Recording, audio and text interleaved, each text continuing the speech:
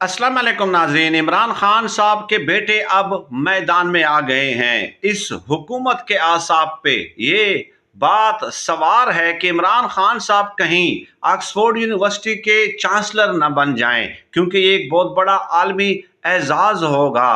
और ये Oxford university के चांसलर के इलेक्शंस जो हैं वो 28 अक्टूबर को होने हैं।